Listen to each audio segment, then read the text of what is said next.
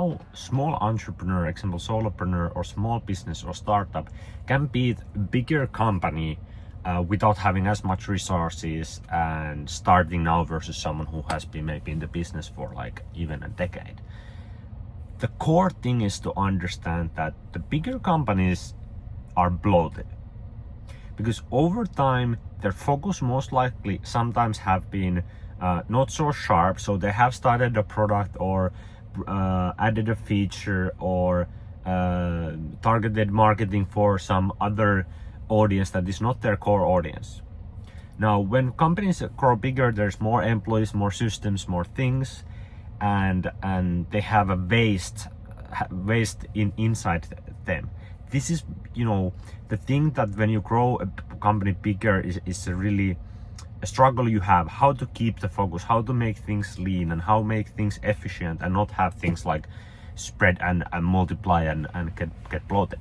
So bigger companies tend to be bloated at least to some degree.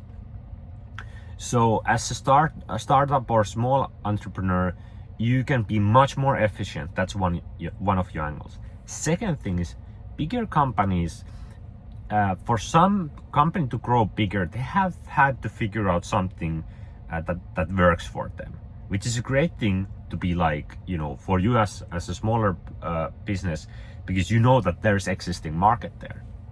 But also that's the thing that they need to protect. They have employees they need to pay, they have bills they need to pay. They might have investors who whom want the company to keep making profits, or they might the people running the business have the pressure of like, we need to provide the earnings and dividends or some kind of like company valuation for our investors and stockholders. So they have some product they're selling, let's say some physical product or service, which is making profit, and they have to protect it. So as a starting business, when you are more a smaller business, you are more lean and efficient, you can example price cut them.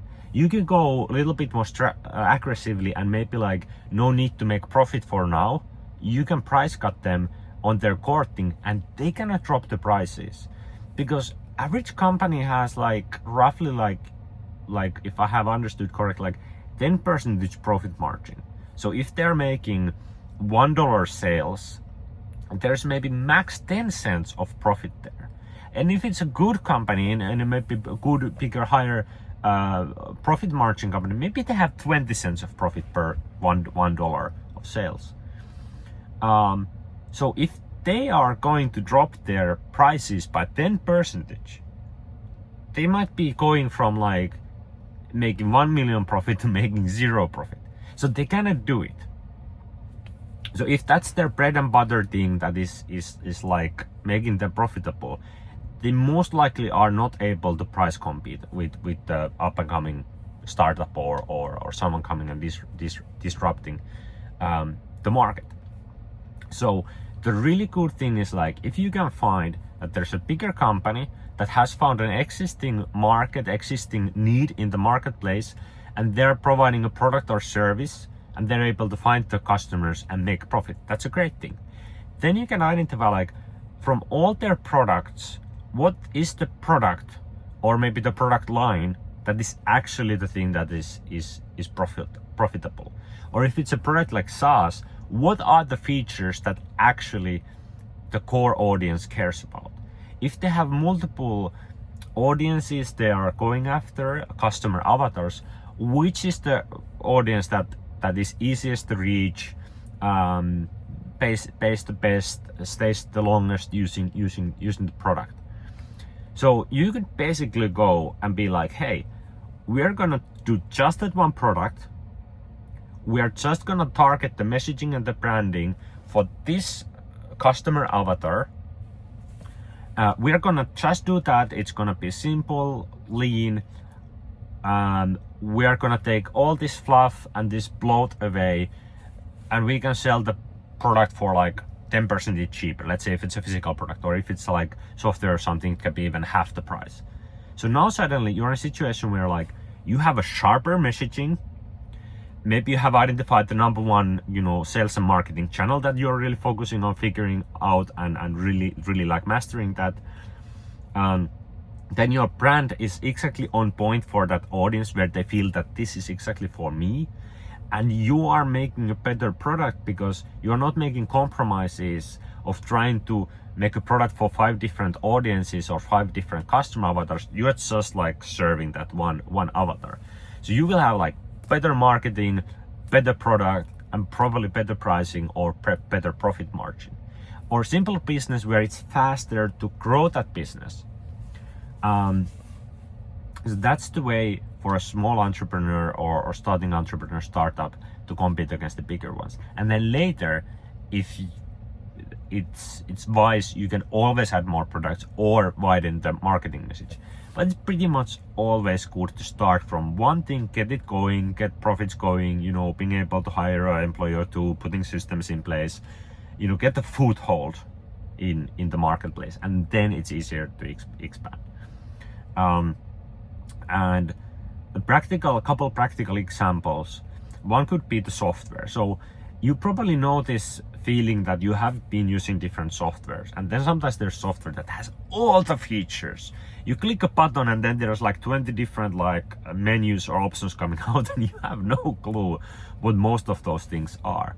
You use just a couple features or couple things inside that software. Now that software most likely is used by a lot of different customer avatars, different audiences who need different things, and there's maybe a group of power users who need a lot of different features, but most of the users or the niche you are presenting just need a narrow set of tools.